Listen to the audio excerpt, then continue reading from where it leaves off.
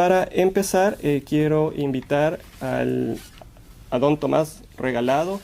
Don Tomás Regalado es un reconocido periodista de acá de la ciudad de Miami, cubano-americano.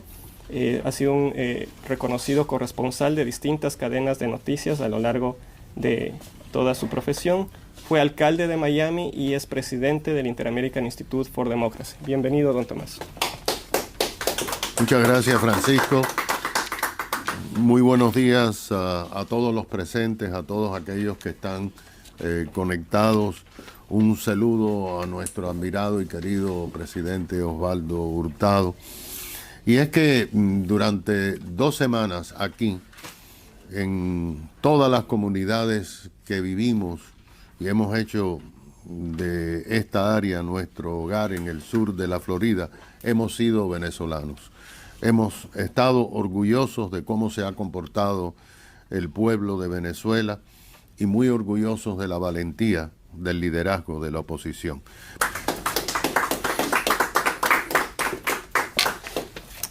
Continuamos en el foro Venezuela lucha por la libertad de las Américas.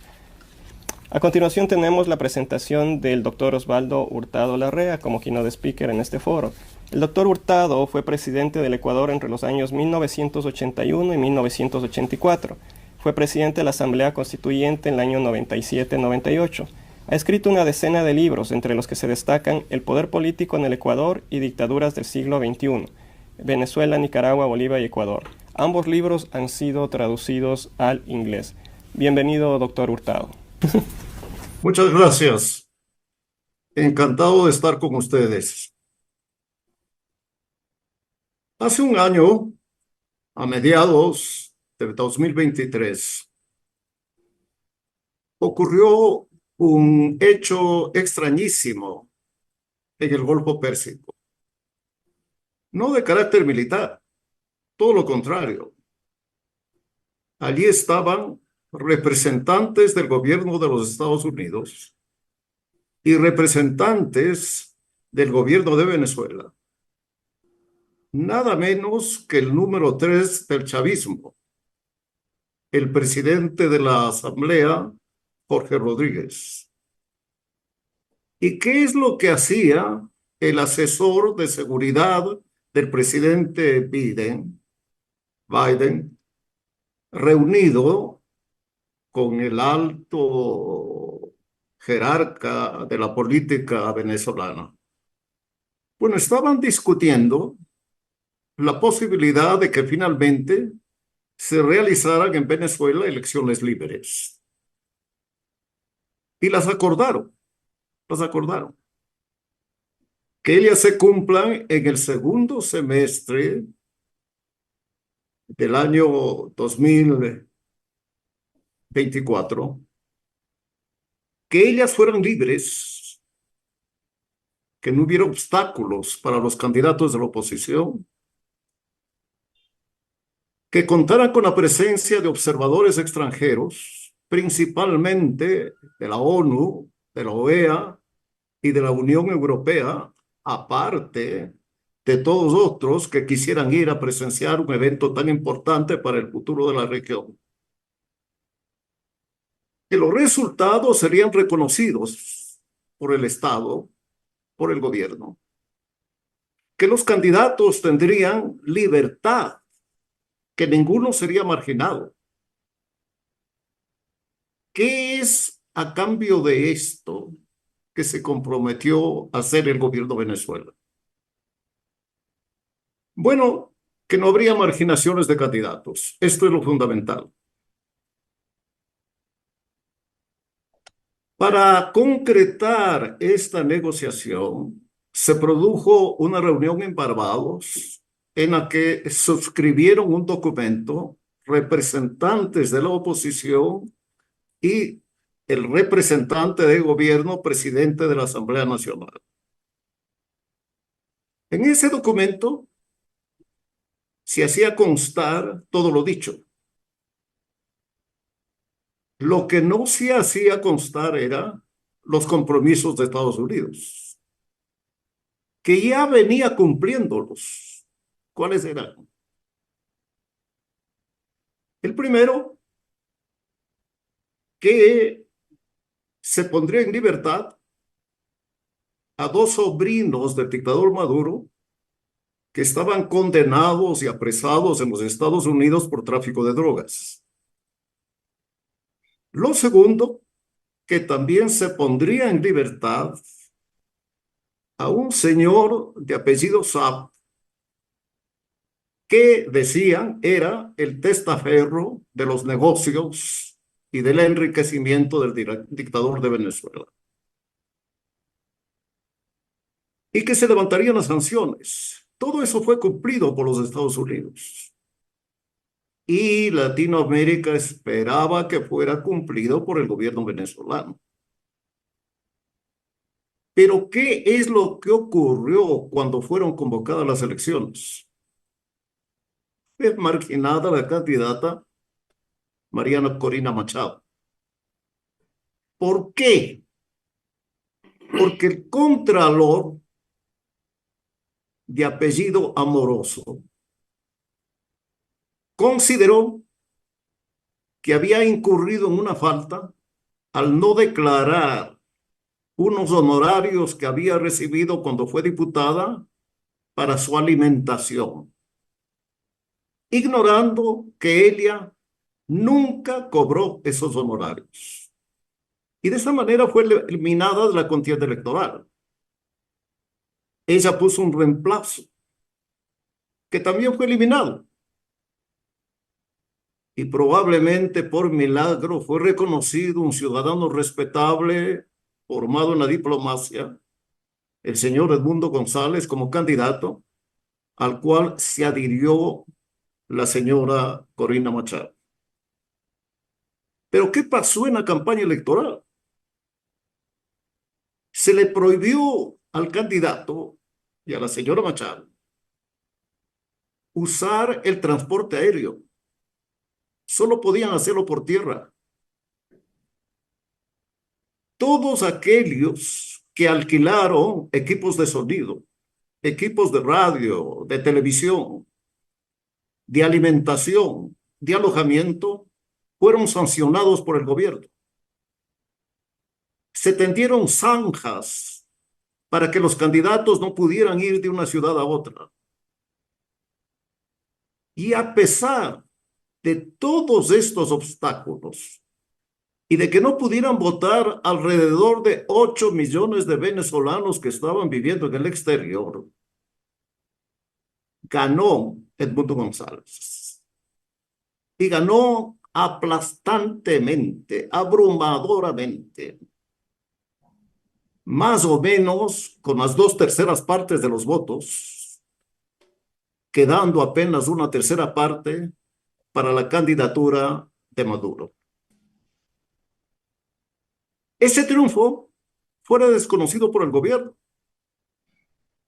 que de acuerdo a un consejo electoral integrado exclusivamente por chavistas, sin ningún representante de la oposición y sin que ni siquiera ellos aparezcan al público, su presidente anunció que el señor Maduro había ganado la presidencia de la República y lo proclamó como tal,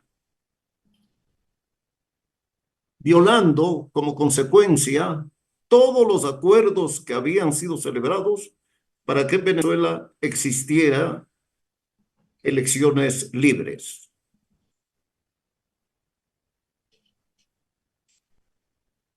No solo que ganó de la manera que acabo de señalar, sino que ganó en todas partes, en todos los departamentos, estados, provincias, ciudades y pueblos, en todas las clases sociales,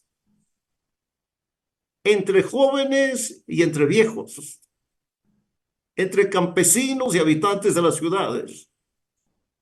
Fue un triunfo no conocido en la historia contemporánea de América Latina. Yo no recuerdo que jamás en el continente alguien haya sido elegido presidente de la República con las 2/3 partes de los votos. Bien, ¿Qué sucedió cuando algo similar ocurrió en Chile el año 1988? Gobernaba el dictador Pinochet y él convocó un plebiscito, referéndum, en el cual se preguntaba al pueblo si los chilenos estaban de acuerdo que él ejerciera la presidencia por 8 años más. Yo estuve en Santiago de Chile como observador. Estuvo el entonces presidente del gobierno de España, expresidente del gobierno de España, Adolfo Suárez. Y de pronto, las invitaciones que teníamos para ir a televisión se cortaron. Averiguamos el motivo. El dictador Pinochet había perdido la elección. ¿Qué hizo el dictador? Ordenó al presidente del Tribunal Electoral que le proclame presidente electo. No, no. Se presentó a los medios de comunicación, aceptó su derrota y fueron convocadas elecciones en Chile que dieron origen a un largo periodo de vida democrática. Eso hizo el dictador chileno. Es lo que no ha hecho el dictador Maduro. Pero no queda ahí la similitud o la disimilitud entre los dos dictadores. He revisado papeles y he encontrado que durante la dictadura de Pinochet fueron asesinados 2.000 chilenos y arrojados al mar para que mueran 1.000 más, 3.000. ¿Cuántos creen, queridos latinoamericanos, cuántos creen que han sido asesinados durante el gobierno de Maduro? 9.000. El triple. Bueno, el sanguinario, el asesino, dictador Pinochet, eliminó a 3.000 chilenos. El actual dictador de Venezuela, o a través de sus cuerpos de seguridad, de sus matones, ha asesinado a 9.000 venezolanos. Bueno, a mí me asombra que estos hechos sean desconocidos por la izquierda marxista latinoamericana, por los pocos chavistas que quedan en el continente, y que entre ellos se encuentren 3 presidentes de la República. Los presidentes de Colombia, de Brasil y de México, cuya ambigüedad, cuyo silencio asombra, preocupa, porque son presidentes de 3 importantes e influyentes países de América Latina, con tradición democrática, elegidos por el pueblo, que han luchado contra los autoritarismos y hoy no se pronuncian en contra del fraude realizado por el dictador Maduro, ni reconocen el triunfo de la señora Machado. Y se han prestado para ser veedores. No, excúsenme, no veedores, para ser mediadores. Quieren mediar. Mi pregunta es, ¿sobre qué? Las elecciones se realizaron. Hay un vencedor, hay un derrotado. Lo único que hace falta es la proclamación de los resultados y organizar la ceremonia de transmisión de mando.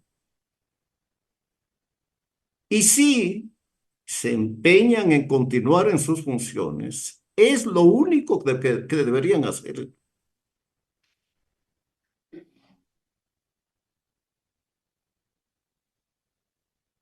Se le fue el sonido. Doctor Hurtado, se le fue el sonido al micrófono, por favor, volverlo a conectar. De paso, quiero pedir de favor a las personas, a los expositores que estén conectados, por favor, apagar sus micrófonos hasta el momento que les toque hablar, porque si no el ruido de fondo interrumpe. Ahí está bien. Ahí le volvemos a oír, doctor Hurtado. Ya. Continúe. Bueno, les decía que quisiera decir unas últimas palabras sobre las Fuerzas Armadas. Las Fuerzas Armadas no están sometidas a los gobiernos.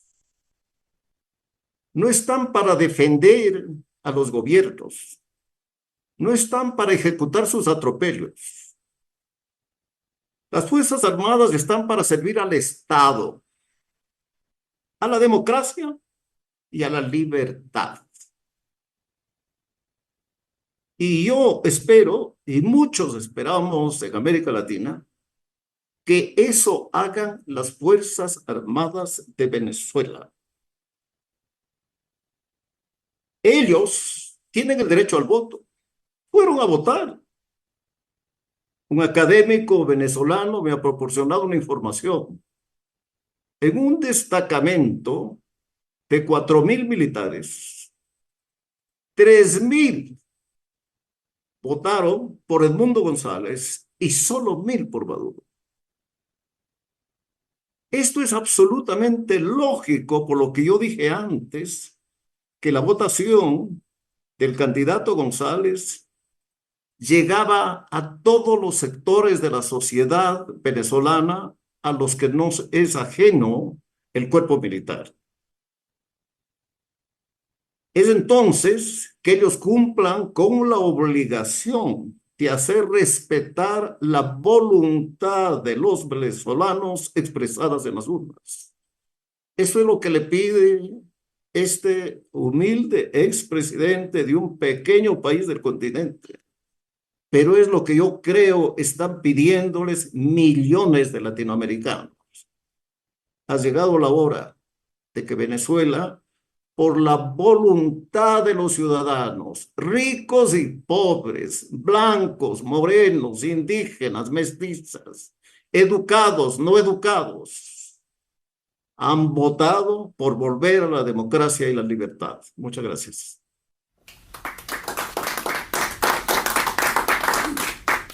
Damos las gracias al doctor Hurtado por su intervención. Seguimos en el foro Venezuela lucha por la libertad de las Américas. A continuación tenemos la presentación de Francisco Santos. El señor Santos es un destacado periodista y político colombiano. Fue elegido en el año 2002 como vicepresidente y reelecto en el año 2006. En el año 2010 se desempeñó como director de RCN Noticias en la Mañana. Ha sido embajador de Colombia en Estados Unidos del año 2018 al 2020. Bienvenido, señor Santos. Muchas gracias. Y lamento decirles que voy a ser bastante menos diplomático que el expresidente Hurtado. Muy bien. Primero, Lo que se necesita. las elecciones en Venezuela fueron las más desiguales que se han dado en la historia de la democracia. Quizás solo similar a las elecciones que se daban en la Cortina de Hierro, en Rusia, en la Unión Soviética, en China, donde no hay garantías para la oposición, y sin embargo, se lograron los resultados que se lograron. Segundo, a Maduro no hay que creerle ni un Padre Nuestro leído.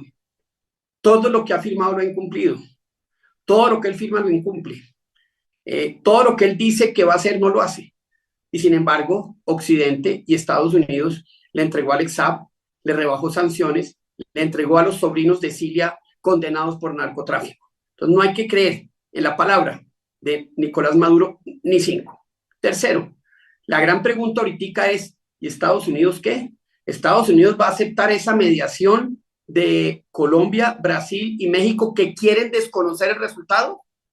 ¿Estados Unidos va a avalar a eso, ese golpe de Estado a la democracia, como ya lo avaló en Colombia en el 2016, cuando no dijo nada a la administración de Obama, cuando perdió Santos el plebiscito y no hizo absolutamente nada para frente al tema de la paz? Sería la segunda vez que Estados Unidos le da un golpe de Estado a la libertad y a la democracia.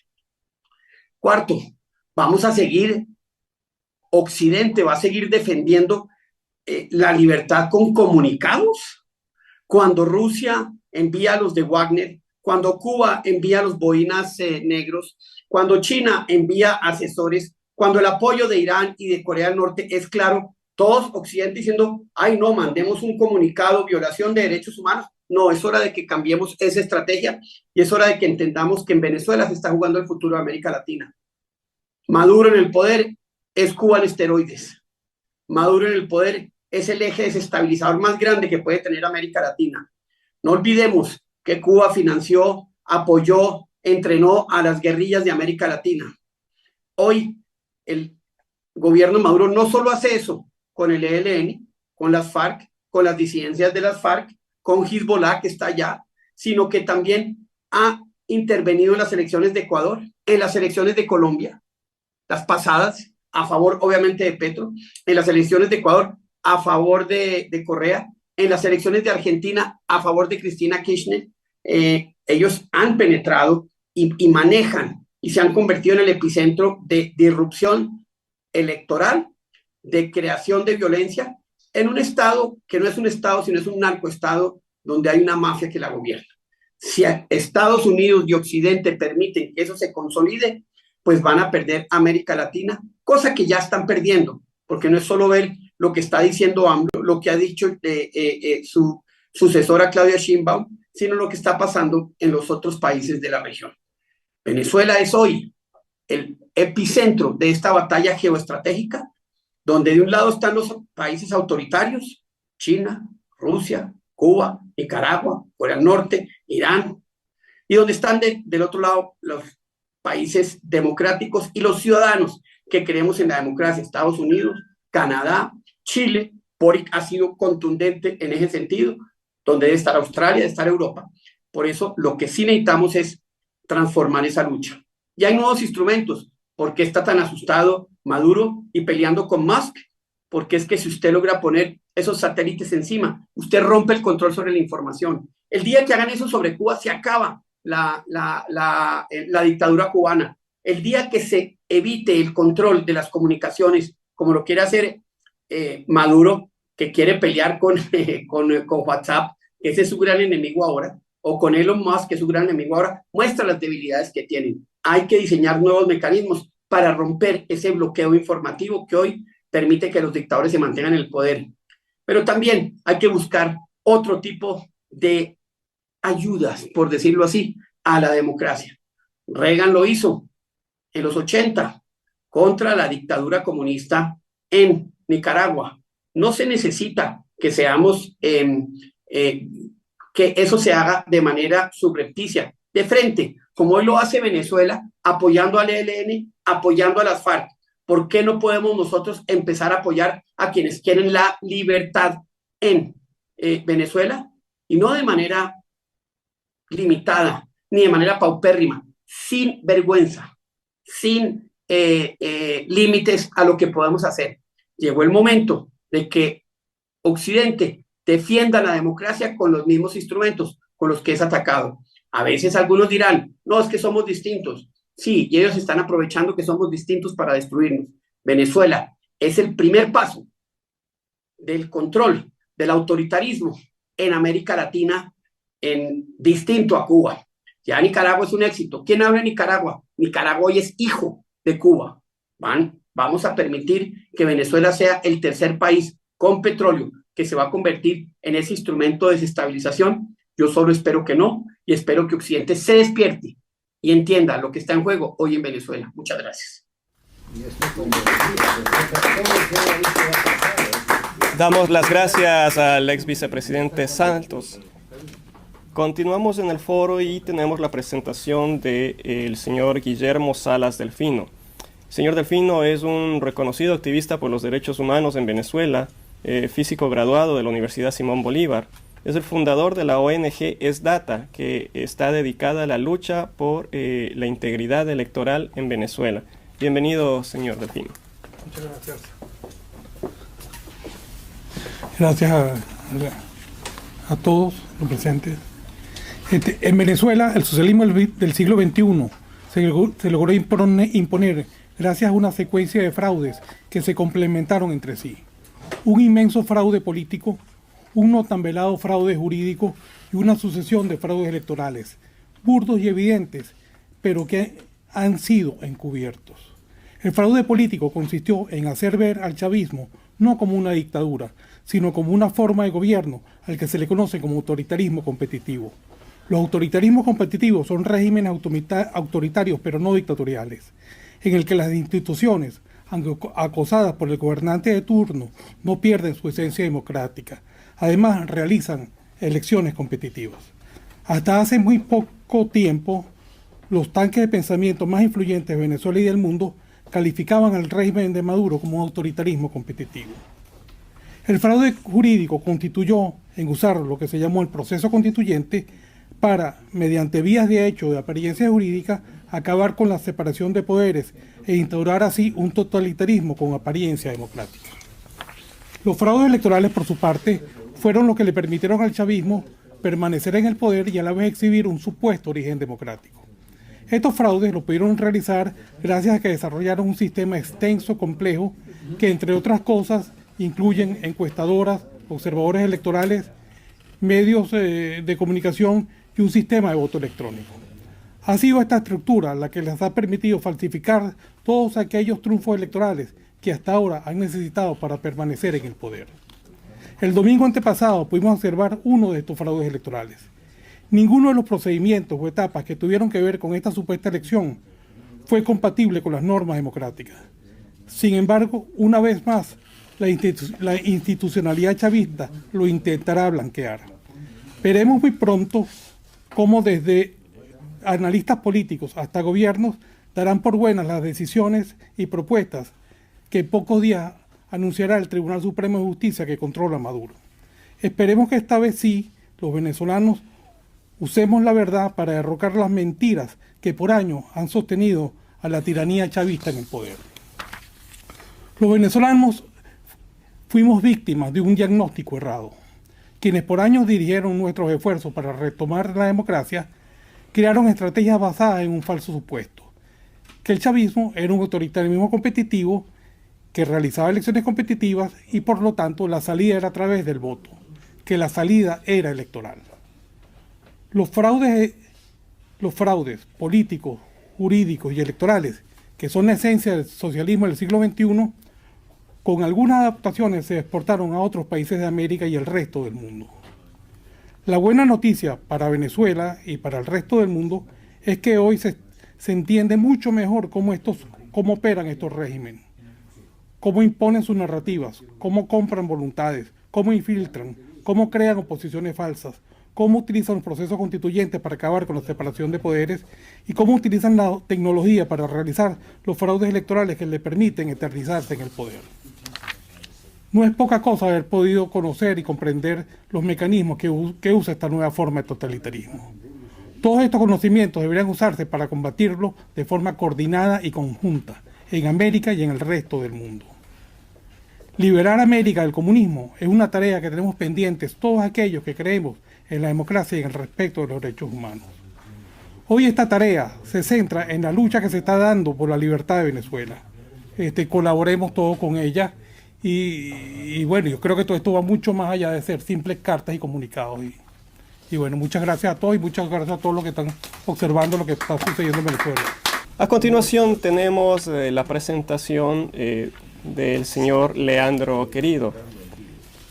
El señor Querido es politólogo, director de Transparencia Electoral de América Latina, es un reconocido profesor de la Facultad de Ciencias Sociales de la Universidad de Buenos Aires, es magíster en Derecho Electoral por la Universidad de Castilla-La Mancha, España, y es conocido por ser el autor del libro Así se vota en Cuba.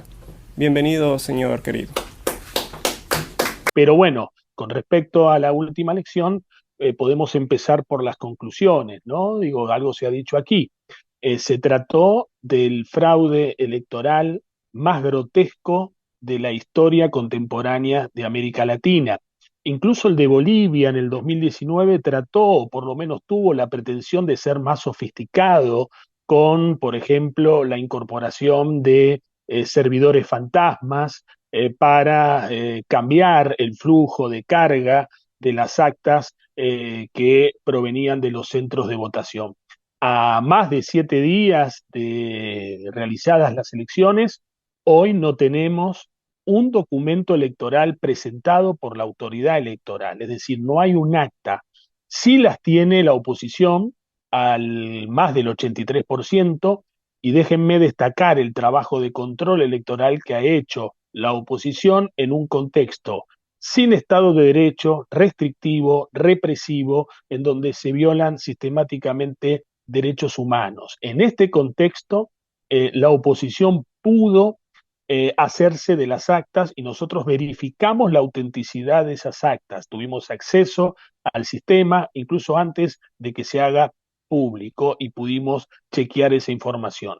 Por lo tanto, destacar ese trabajo que solo se pudo haber logrado por el carácter profundamente impopular de Nicolás Maduro, que si no hubiese, por ejemplo, puesto restricciones en cuanto al voto en el exterior, se mencionó aquí casi 8 millones de venezolanos que no pudieron votar, si ese grupo de personas hubiese votado, con suerte Nicolás Maduro araña el 10% de intención de voto, ¿no? Por lo tanto, ha quedado todo al desnudo, ¿no? Todo al desnudo, el nivel de atropellos, el nivel de avasallamiento de las instituciones y el carácter fraudulento del proceso. Hoy el gobierno se encuentra en una encerrona, en un callejón sin salida, porque sabe que ha quedado en evidencia toda la manipulación que se ha hecho. Nosotros los invitamos a poder acceder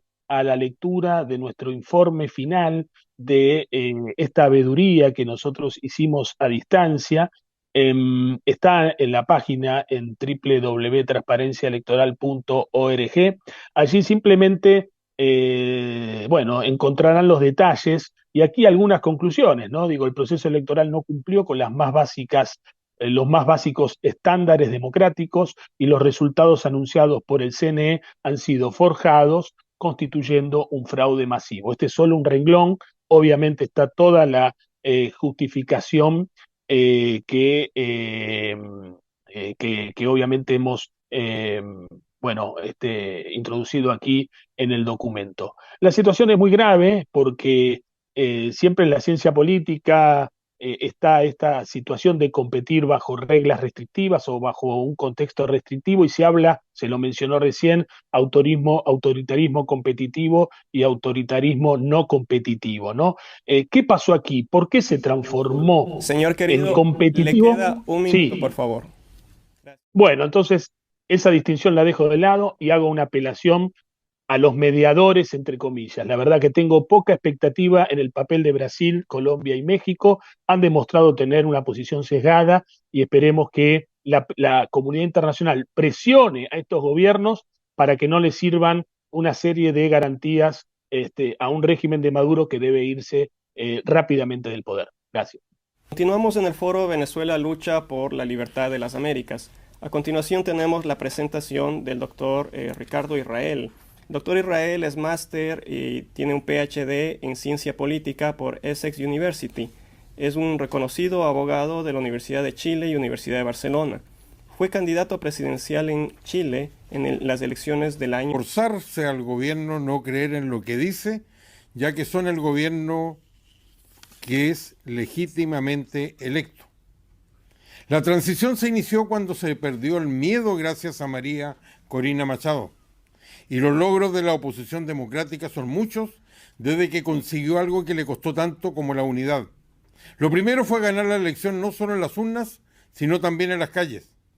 Ahora el foco no es derrotar a una persona que está en la negación, sino al régimen, es decir, derrotar a la dictadura. Se aprendió de la experiencia del 2013, defender el triunfo en la calle y sobre todo tener las pruebas del triunfo a través de las actas. Ahora hay que demostrar que también se aprendió del 2018. Recordemos que al principio tanto la OEA como la Unión Europea no reconocieron a Maduro y después lo revirtió. Y también que se aprendió el fracaso de Guaidó, sobre todo los temas de la narrativa y de la relevancia. La oposición, por lo tanto, puede darse cualquier lujo, menos caer en la irrelevancia. ¿Y qué se puede hacer? Actuar como el vencedor que se prepara para ser gobierno, sin complejos, proponer el escenario que se hubiera dado si se hubiera reconocido el triunfo. Recordemos que el plazo legal para asumir iba hasta el 10 de enero del año 25. O sea, había un espacio de más para la negociación que hoy día a la cual se niega Maduro. Primero, ya que la dupla que es tan característica de esta transición a la venezolana, en un sentido, el mundo electo como presidente, pero también María Corina como la lideresa de la democracia, ya que ellos no pueden viajar porque se les negaría, sí pueden viajar en nombre de él y ser repetidos de ellos y ser recibidos en cualquier capital para pedir lo que no han hecho la mayoría de los países todavía, reconocerlos a ellos como triunfadores. E incluso tanto la Casa Blanca como Francia están cayendo, creo, en el error de respaldar lo que está haciendo Lula en salvataje al régimen. Creo que sin complejo deben abrir un canal público de diálogo con Rusia y China para ser recibido en Moscú y Beijing, para conversar sobre el único tema que tendrían que conversar una vez que asuman el gobierno, ya que todas las deudas se pagan de una u otra forma y que desean escuchar que es el pago del minuto, que no tienen intereses permanentes en Venezuela. E imponerle una negociación al régimen que no la quiere, pero es la salida pacífica, donde se puede convencer a quienes no son los chavistas principales, que es en su propio beneficio. Ahí pasa por un solo país. Estados Unidos es el aliado imprescindible. El problema es interesarlo cuando están concentrados en sus elecciones. Creo que para ello se necesita la formalidad que exista negociación para incorporar al Pentágono y al Departamento de Estado, toda vez que sus mandantes políticos son hoy renuentes a todo compromiso que no sea Ucrania, Taiwán o el Medio Oriente, y como está archicomprobado, les interesa en la medida que tiene algún impacto positivo o negativo en las elecciones. Creo que se debe conversar un tema que le interesa tanto a la democracia, tanto como la democracia hoy día a Estados Unidos, que es el tema del petróleo. Una triple vía. Hacerlo por la formalidad que implica en la Casa Blanca. Un Venezuela Day en la bolsa de valores para atraer inversiones que no lo puede hacer el régimen. Y una gran conferencia en Texas sobre los planes para el petróleo, donde se exponga cómo quiere Venezuela volver a ser lo que siempre fue en democracia, un gran productor petrolero, abierta a todo interesado, incluyendo las empresas chinas o rusas. Como Venezuela no es Albania, impedir desde ya el aislamiento al cual el autogolpe de Maduro quiere llevar a Venezuela, donde solo tendría contacto con Cuba, Irán, China, Rusia y el apoyo de la delincuencia organizada transnacional. Ello incluye presionar para que los países no rompan relaciones por mucho que lo haya hecho Venezuela, ya que eso crearía graves problemas al exilio. Desde el minuto que son el gobierno legítimo, con los millones que hay, cerrar esto le crearía problemas a quienes están en otros países y también quienes necesitan seguir migrando. Minar el apoyo al régimen en instituciones que han sido incondicionales como la justicia, las electorales, Fuerzas Armadas y policiales. Y como conclusión, Venezuela somos todos. La antidemocracia partió con Chávez. Había una dictadura, hoy día son varias. Y de tener éxito, la oposición sería un gran impulso para la redemocratización de América Latina. Muchas gracias. A continuación tenemos la presentación de la doctora Beatriz Rangel. La doctora Rangel es una destacada empresaria de acá, del sur de la Florida. Desde el año 1994 ha desarrollado su carrera en el área de las operaciones y la consultoría. Es una internacionalista con maestrías en desarrollo económico de Boston University y en administración pública de Harvard. Es directora gerente de AMLA Consulting y en su país de origen fue diputado por el estado de Miranda, secretario general del Ministerio de Educación y además ha sido ministro de la Secretaría de la Presidencia. Hoy nos separan escasos 10 días de la más heroica gesta pacífica que hayamos conocido en la región, al concurrir el pueblo venezolano masivamente a las urnas de votación para elegir la persona en quien desea depositar la representación de su soberanía. Y son 10 días llenos de sangre, dolor y lágrimas. El número de detenidos roza hoy las 2.000 personas y el número de muertos medio centenar. El pueblo venezolano, sin embargo, no va a arriar las banderas de la libertad en ningún momento. Corresponde entonces a quienes desde el exterior lo apoyamos observar una conducta que fortalezca sus esfuerzos, que no obstaculice sus caminos y que mantenga vivas sus esperanzas y sus sueños. Esa conducta es esencial no solo para el triunfo de la causa venezolana, sino el de la causa de toda América Latina. Y los puntos cardinales de esa conducta son, en primer lugar, llamemos las cosas por su nombre. En Venezuela no ha habido un fraude electoral.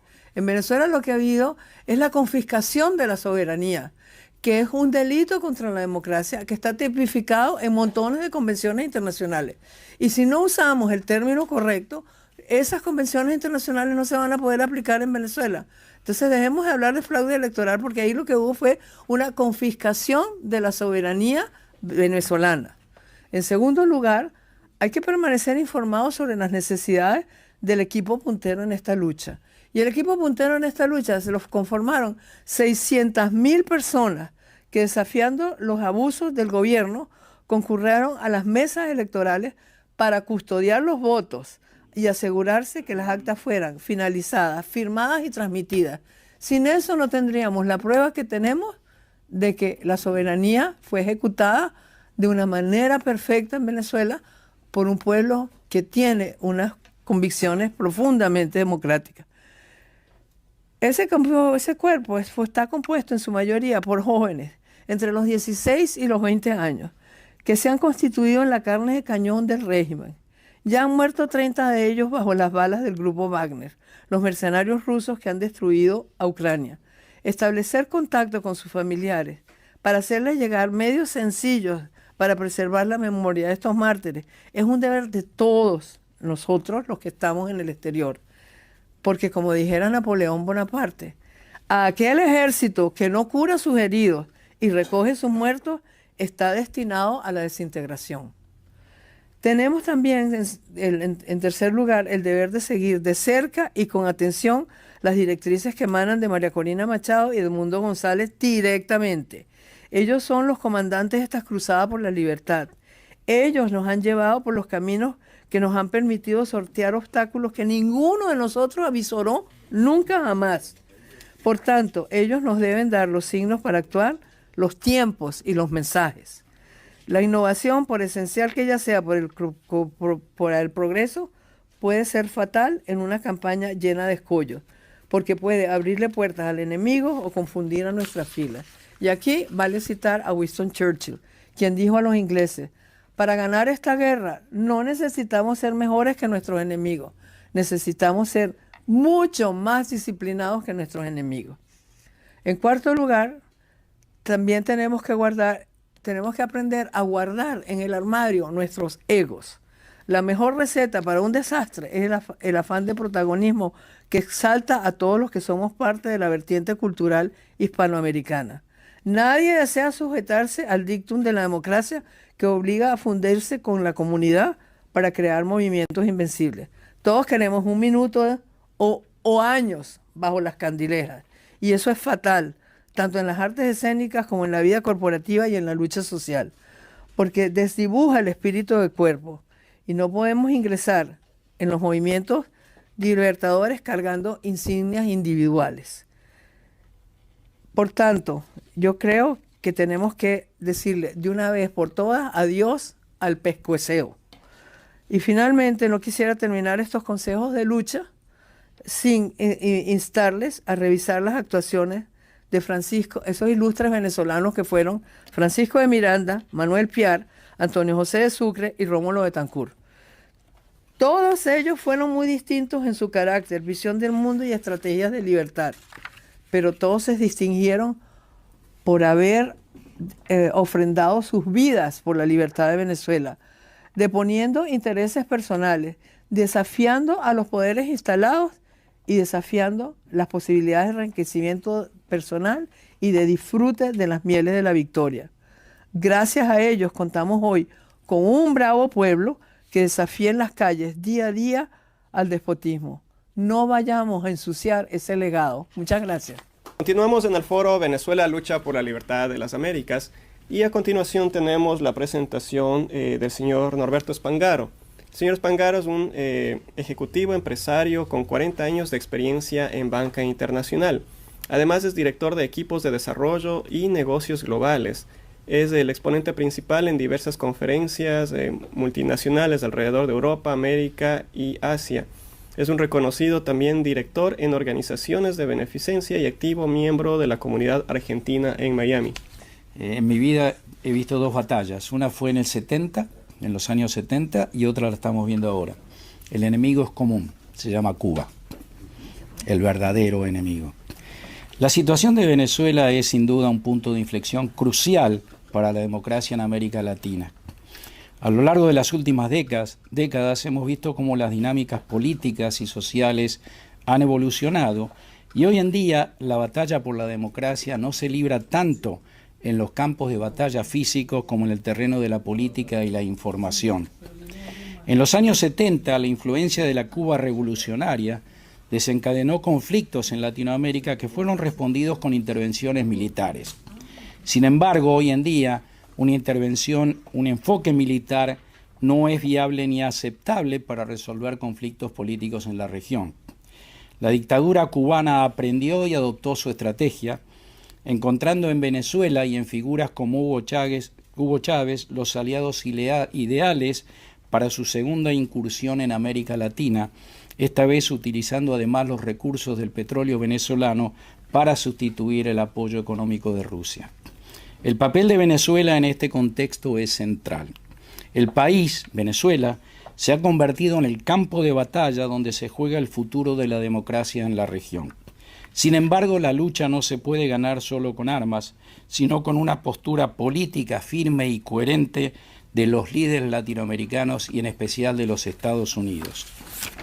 Las redes sociales y el acceso a la información en tiempo real han cambiado el campo político. Los ciudadanos están cada vez más informados y son más críticos con respecto a los sistemas que los gobiernan. Esto pone presión sobre los líderes para actuar de manera transparente y responsable, ya que sus acciones son constantemente vigiladas y juzgadas por una población más consciente y activa. En ese contexto, el socialismo del siglo XXI y el Grupo Puebla enfrentan una disyuntiva crítica. Pueden continuar apoyando a las dictaduras cubanas y bolivarianas de Venezuela, Nicaragua y Bolivia, arriesgándose a perder apoyo electoral y a sumergirse en un extremismo que puede alienar a sus propios votantes. Alternativamente, pueden intentar renovar y encontrar un camino democrático que les permita mantener sus supuestos ideales progresistas sin depender de Cuba, mostrando una separación clara y un compromiso con la democracia. En resumen, la solución a la crisis en Venezuela y por extensión a la lucha por la democracia en América Latina radica en la postura política de los líderes de la región. Necesitan encontrar un equilibrio entre mantener sus ideales y separarse de las influencias dictatoriales, demostrando un compromiso genuino con los valores democráticos y los derechos humanos. Estados Unidos y Brasil juegan un papel fundamental en esta instancia, que a su vez desnuda la hipocresía de las organizaciones de derechos humanos que han hecho sordos oídos a los terrorismos de Estado vigentes en Latinoamérica.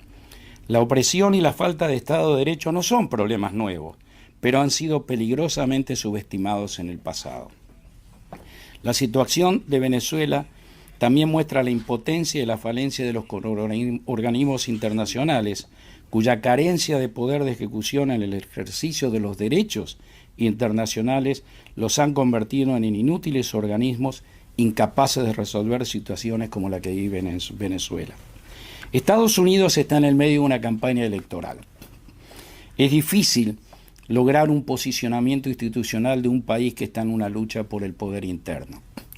Sin embargo, siempre nos tenemos que preguntar, los que vivimos en Estados Unidos y tenemos poder de voto, ¿qué podemos hacer? Nuestro granito de arena. El 12% del voto americano es voto latino. Es hora que nosotros comencemos a presionar en los líderes americanos para que tomen una posición correcta, honesta con la democracia en Latinoamérica. Nuestro voto vale, el voto latino vale. Así que nosotros, cada uno, cuando recibimos un pedido de los demócratas o los republicanos de contribuir, expresemos nuestros ideales, nuestro concepto sobre lo que Estados Unidos puede hacer sobre Latinoamérica. Finalmente, yo quiero rendir un homenaje a los próceres y mártires del siglo XXI. En María Corina Machado tenemos el reflejo de una generación que merece nuestro respeto y homenaje por su valentía y su lucha sin descanso. No hubiéramos estado donde estamos hoy si no hubiera sido por un trabajo fenomenal, impresionante, que ha hecho la oposición venezolana en condiciones totalmente adversas. A María Corina, al mundo, a su equipo, mis respetos. Gracias. A continuación tenemos la presentación de María Teresa Morín. La doctora Morín es una abogada reconocida de profesión, además es promotora cultural y representante de 20 Venezuela en Estados Unidos. Y simplemente, bueno, quería hablar un poco de lo que yo creo que ha sucedido en Venezuela en estos últimos años, y además especialmente en estos últimos meses, este fraude masivo y sin precedentes que ha cometido el régimen de Nicolás Maduro no comenzó ahora. Comenzó desde el momento en que Elvis Amorós inhabilitó sin ninguna razón, sin ningún argumento, sin pruebas absolutamente de nada y no se le acusó de nada. María Corina Machado simplemente fue descalificada e inhabilitada para participar en el proceso electoral. Ya habían comenzado a sabotear las elecciones primarias por el temor que tenían de la participación de María Corina Machado, que ya se vislumbraba como la ganadora de ese evento electoral. Y fíjense que sabotearon, estuvieron a punto ellos de suspender nuestras elecciones primarias, pero las elecciones primarias se dieron también de una manera sin precedentes en la historia política, en la historia electoral de Venezuela. María Corina Machado ganó las elecciones primarias con más del 93% de los votos de todos los venezolanos que participaron en estas elecciones.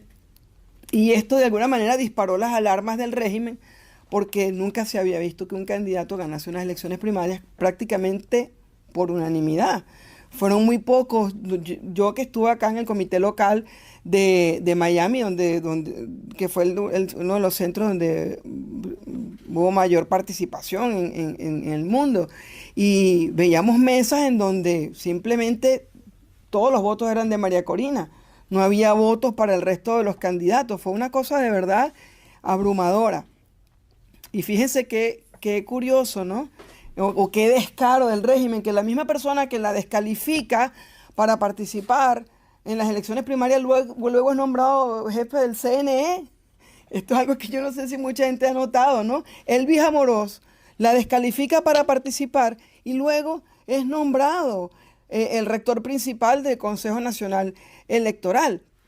Ya desde ese momento, desde que ellos comienzan intentando sabotear las elecciones primarias de la oposición, ya ahí comienza el fraude.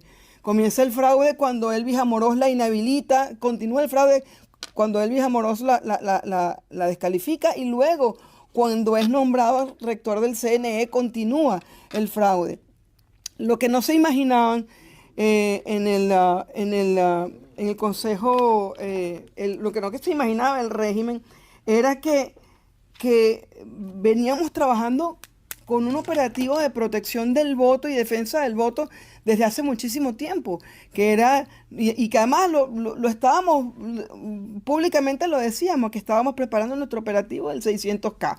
No olvidemos tampoco que María Corina Machado fue la fundadora del primer observatorio electoral de Venezuela, Súmate, y es gracioso que siempre fue acusada de abstencionista, una persona que fundó un observatorio electoral justamente para el tema de la transparencia en los procesos electorales. Entonces subestimaron nuestro plan de los 600K, que fue una cosa increíble, fue algo increíble de una convocatoria, la respuesta de la sociedad civil y especialmente de los jóvenes que atendieron al llamado para ser parte del programa de los 600K. Fue una cosa de verdad hasta conmovedora, que ya lo habíamos visto también en las elecciones primarias, cuando incluso tuvimos nosotros que llenar los espacios de miembros y testigos de mesa, porque los otros partidos políticos no lograron motivar a su militancia para formar parte del operativo normal de cuando hay elecciones, de que cada partido político tiene su representación de testigos y miembros de mesa en cada mesa. Ya voy a terminar. Bueno, lo que les quiero decir es que realmente esto es un fraude continuado,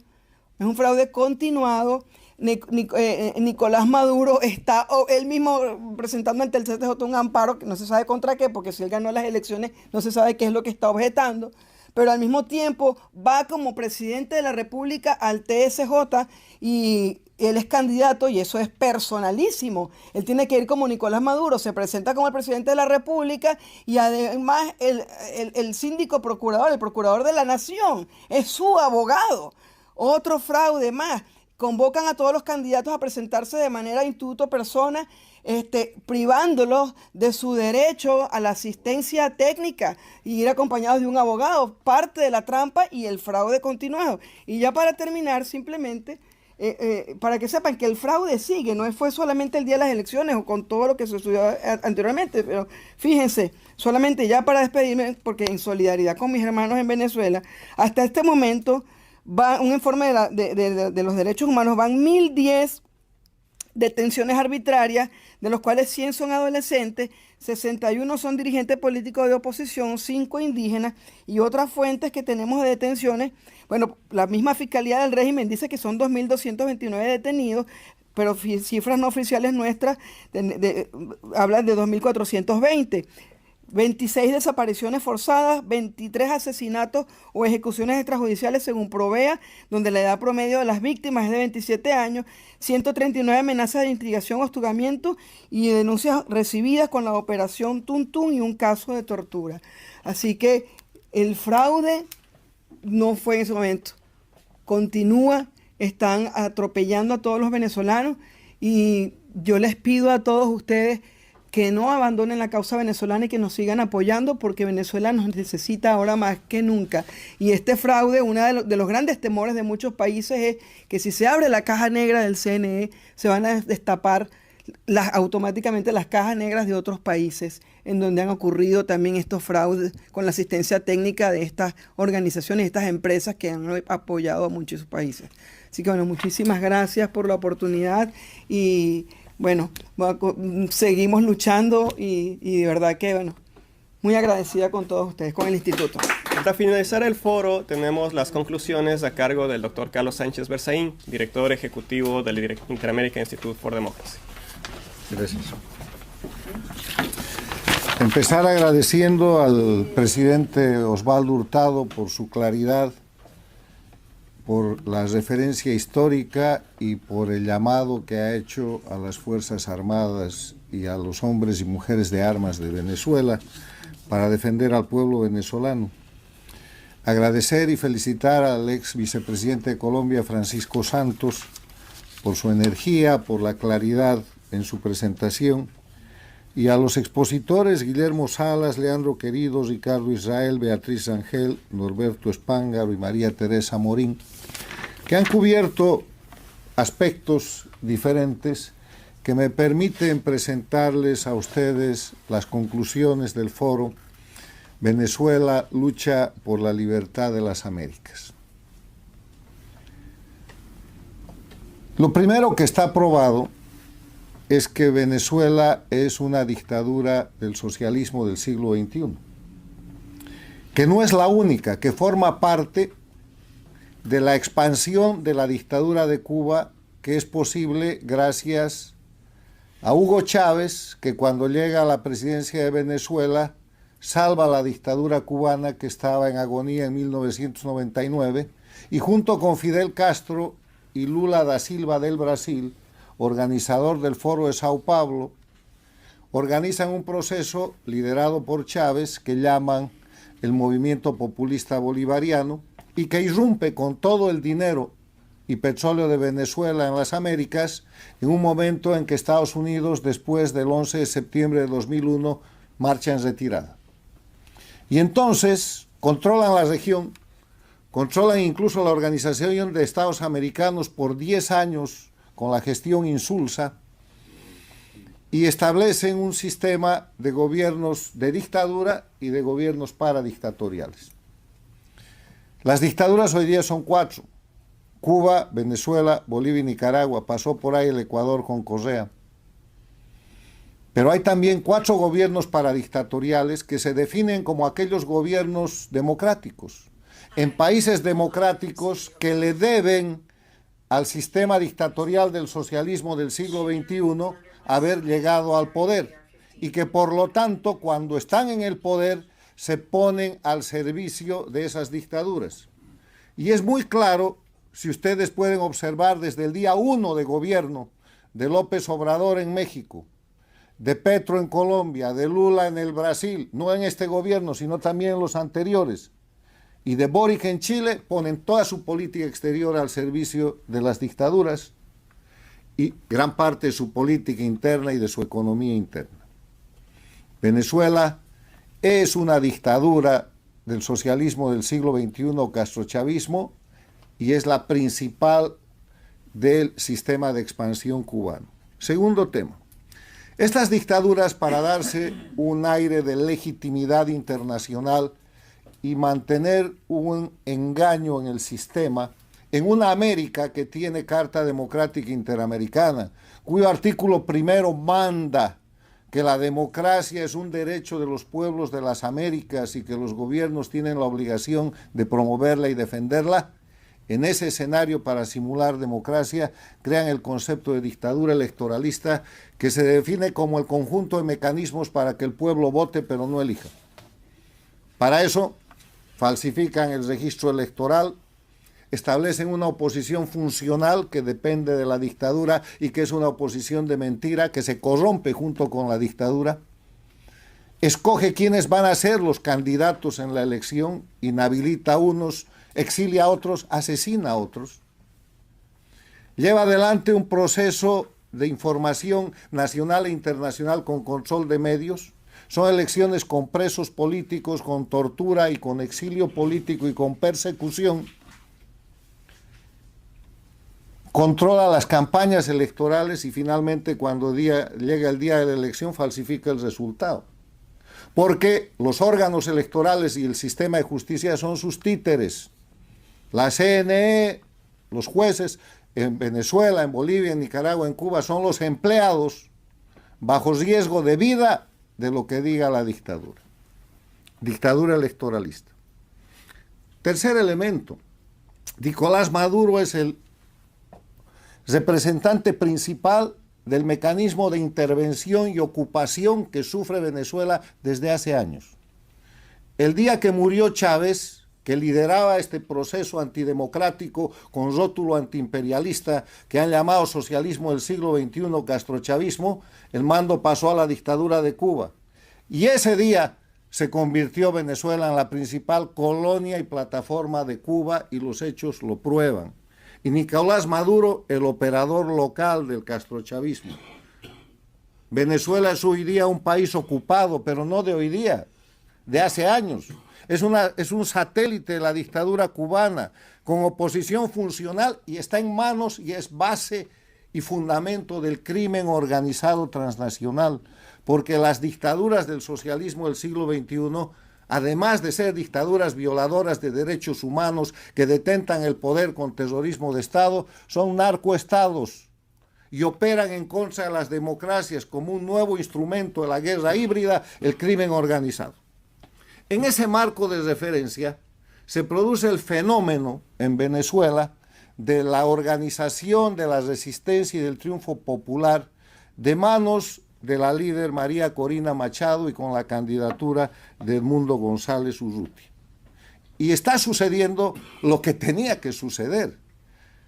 Hemos visto en la anterior elección en dictadura en Venezuela, hemos visto en las elecciones en dictadura de Bolivia, 2019 y antes, 2020, Hemos visto en las elecciones en dictadura en Nicaragua, 2021, la última, lo mismo que hemos visto en Venezuela y que estamos viendo.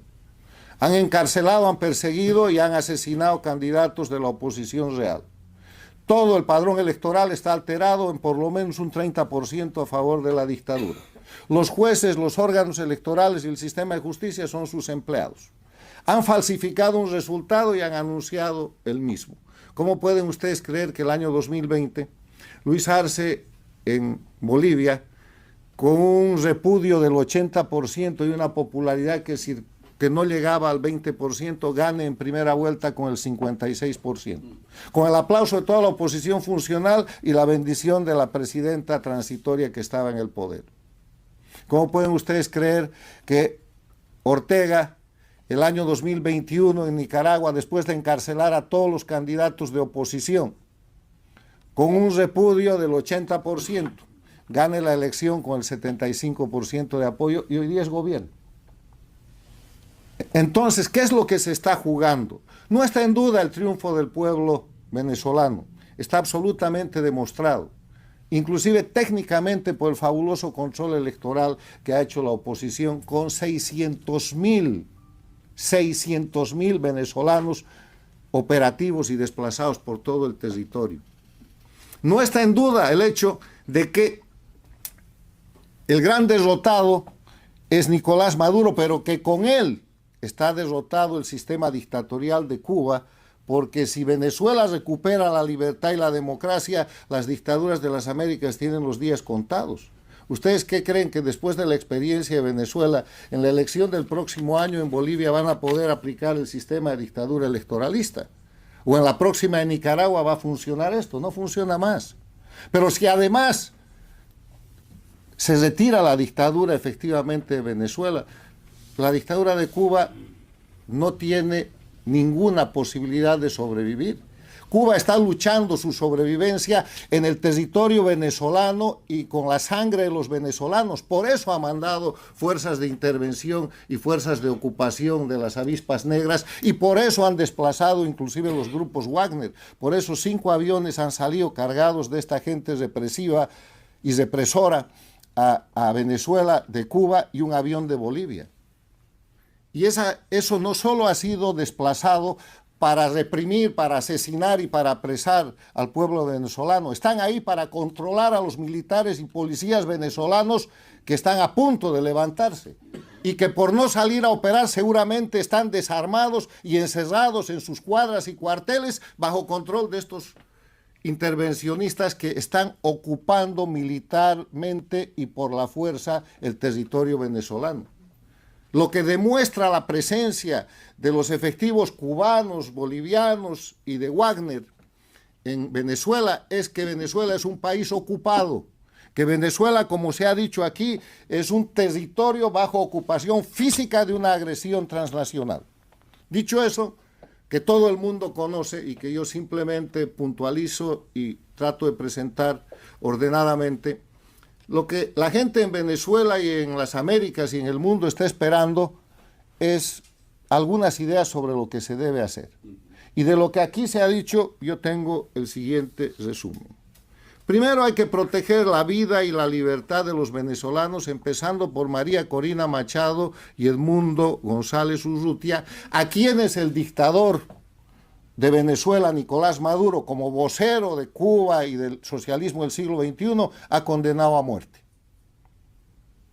Ha ordenado la aprehensión no solamente de María Corina Machado y de González Urrutia, sino de lo que llama los comanditos, que han sido los 600,000 jóvenes hombres y mujeres de Venezuela que han hecho el control electoral, y para eso está utilizando el mecanismo de judicialización de la persecución a través de su títere, el fiscal general de Venezuela, que está acusando a las víctimas de los delitos que los propios miembros de la dictadura cometen.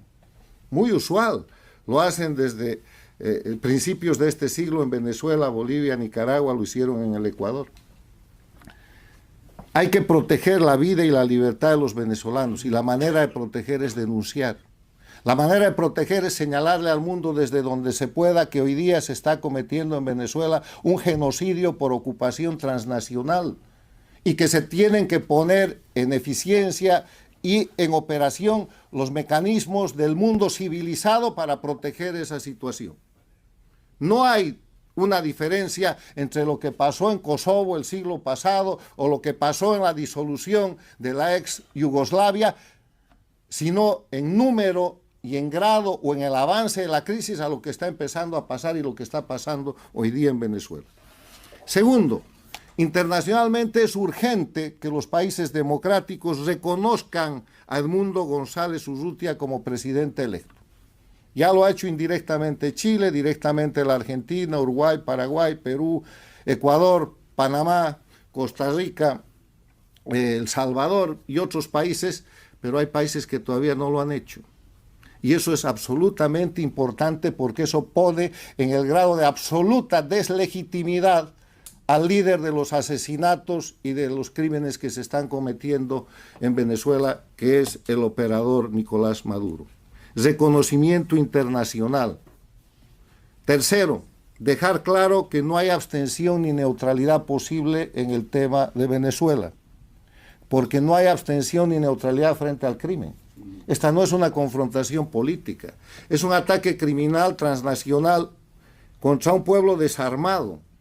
Y en ese sentido decirles a los gobernantes paradictatoriales, Lula del Brasil, Petro de Colombia, López Obrador de México y su sucesora, si se quiere, la señora Sheinbaum, si se quiere alinear en esa posición, que la abstención es una forma de apoyo al crimen, que es lo que han hecho la semana pasada en la OEA, y que nadie cree que ustedes están tratando de buscar una mediación para abrir una mesa de negociación. Lo que están haciendo es dándole tiempo al criminal Maduro y a la intervención cubana para seguir asesinando, para seguir matando y para tratar de eliminar la resistencia en Venezuela a través de la violencia. La dictadura necesita tiempo para neutralizar la resistencia popular y la movilización en Venezuela, y eso es lo que están buscando. O sea, son agentes del proceso de represión y del proceso de comisión de crímenes de lesa humanidad que se está realizando por la intervención transnacional en Venezuela.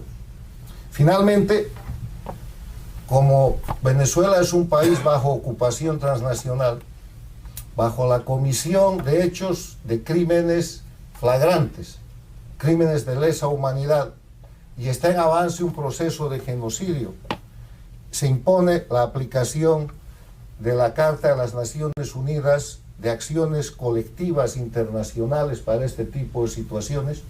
Se impone en las Américas la aplicación del Tratado Interamericano de Asistencia Recíproca, para lo que solo se necesita votos. Ambas situaciones dan lugar a la creación de una fuerza internacional, en el caso de la ONU, Cascos Azules, o en el caso del TIAR, un conjunto de Fuerza Armada Internacional para proteger al pueblo venezolano y para proteger lo que no es el resultado de una elección, la vida, los derechos humanos, la integridad de un pueblo que en este momento, bajo la complicidad de quienes están buscando negociación, está siendo objeto de masacre para que no siga reclamando y para que no haga efectivo el triunfo que ha logrado en las elecciones del pasado 28 de julio. Aplicar el Tribunal Penal Internacional, que está demasiado lento, pese al impulso que le ha querido dar el secretario general de la Organización de Estados Americanos, y aplicar en cada país democrático la Convención de Palermo contra el crimen organizado transnacional, individualizando a la gente. Amoroso ya debería estar enjuiciado. Tiene que estar enjuiciado Diosdado Cabello, tiene que estar procesado y perseguido Padrino López y toda su plana mayor que permite la intervención y el sometimiento de militares que hoy día están bajo control externo. Los militares patriotas de Venezuela, los policías patriotas de Venezuela, hoy día son prisioneros de guerra en su propio territorio, porque les han intervenido sus cuarteles y les han intervenido su posibilidad de defender a su pueblo a través de la Fuerza Armada de Intervención Transnacional que ha mandado Cuba y que tiene el sello Wagner. Los efectos para las Américas son definitivos. Venezuela lucha por la libertad de las Américas y si no la logra en esta ocasión, será simplemente un episodio más de un final inevitable de las dictaduras. La libertad va a llegar, pero los pueblos de las Américas y los gobiernos democráticos de las Américas y del mundo tienen que acelerar ese proceso para evitar que suba el costo en vidas, en tortura, en sufrimiento y en miseria que está hoy día soportando el pueblo venezolano.